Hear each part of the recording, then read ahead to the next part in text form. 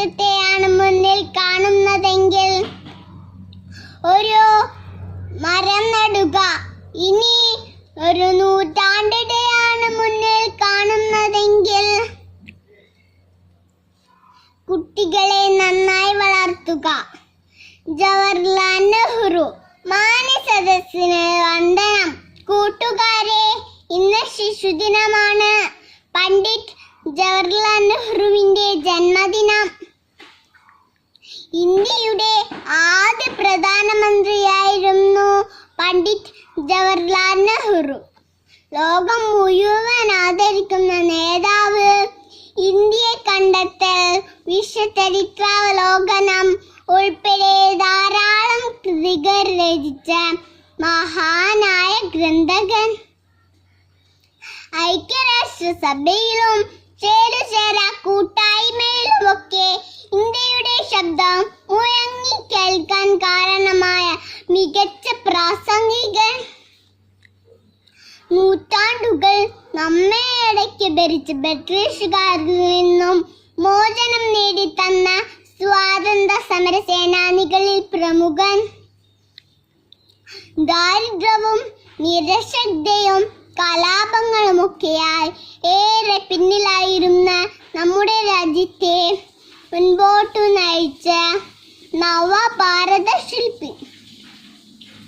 അങ്ങനെയുള്ള ജവഹർലാൽ നെഹ്റു എങ്ങനെയാണ് കുട്ടികളുടെ ചാച്ചാജിയായി മാറിയത്? അദ്ദേഹത്തിന്റെ ജന്മദിനം എന്തുകൊണ്ടാണ് ശിശുദിനമായി ആചരിക്കുന്നത്? തന്റെ വെളുത്ത കുപ്പായത്തിൽ എപ്പോഴും കൂടെ കരുതിയിരുന്ന പനിനീർ പൂവിനെ പോലെ നിർമ്മലനായിരുന്ന ചാച്ചാജിക്ക് കുട്ടികളെ ഏറെ ഇഷ്ടമായിരുന്നു. നമ്മൾ കുട്ടികൾ മിടുക്കരായി പഠിച്ചു കളിച്ചു വളർന്നാൽ അതാണ് ഈ രാജ്യത്തിന്റെ നേട്ടമെന്ന് അദ്ദേഹത്തിന് അറിയാമായിരുന്നു.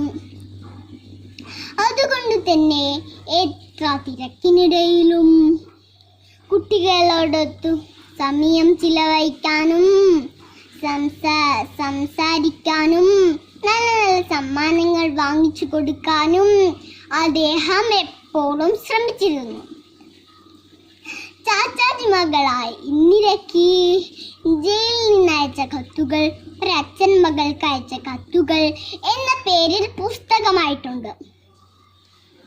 ആ കത്തുകളിൽ നമ്മുടെ രാജ്യത്തിന്റെ ചരിത്രവും സംസ്കാരവും പ്രകൃതിയും പക്ഷികളും മൃഗങ്ങളും ഒക്കെ വിഷയമായിട്ടുണ്ട്. മുഴുവൻ കുട്ടികൾക്കുമായിട്ടാണ് ആ കത്തുകൾ. അങ്ങനെയുള്ള ചാച്ചാ നെഹ്റുവിനെ കുറിച്ച് നമ്മൾ കൂടുതൽ അറിയണം, പഠിക്കണം. ഇന്നീ ലോകത്ത് ഒരുപാട് കുട്ടികൾക്ക് വിദ്യാഭ്യാസം നിഷേധിക്കപ്പെടുന്നുണ്ട്. ഈ നാട്ടിൽ നിന്ന് പോലും കുട്ടികൾ ചൂഷണം ചെയ്യപ്പെടുന്ന എത്ര വാർത്തകളാണ് വരുന്നത്. ഇന്നേ ശിശുദിനത്തിൽ ലോകമെമ്പാടുമുള്ള കുട്ടികളെ കുറിച്ച്, അവരുടെ അവകാശങ്ങളെ കുറിച്ച് നമ്മൾ ബോധവാന്മാരാവണം. ചാച്ചാജി ആഗ്രഹിച്ചതുപോലെ നമുക്ക് ചുറ്റുമുള്ള നന്മകൾ സ്വീകരിക്കുവാനും തിന്മകൾ ചൂണ്ടിക്കാട്ടുവാനും നമുക്കാവണം.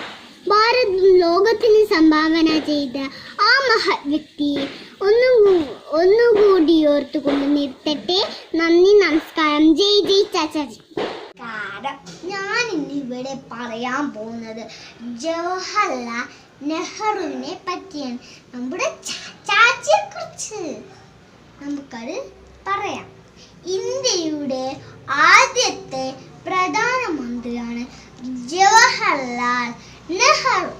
അദ്ദേഹം ജനിച്ചത് 1889 നവംബർ 14 നവംബർ 14 നമ്മൾ ശിശുദിനമായി ആഘോഷിക്കുന്നു.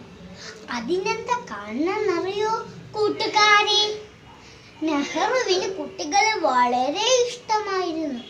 അദ്ദേഹത്തെ കുട്ടികൾ ചാച്ചാജി എന്നായിരുന്നു വിളിച്ചത്.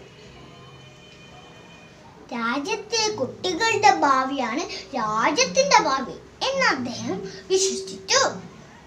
കുട്ടികളുടെ വിദ്യാഭ്യാസത്തിനും ആരോഗ്യകാര്യത്തിനും അദ്ദേഹം പ്രാധാന്യം കൊടുത്തു.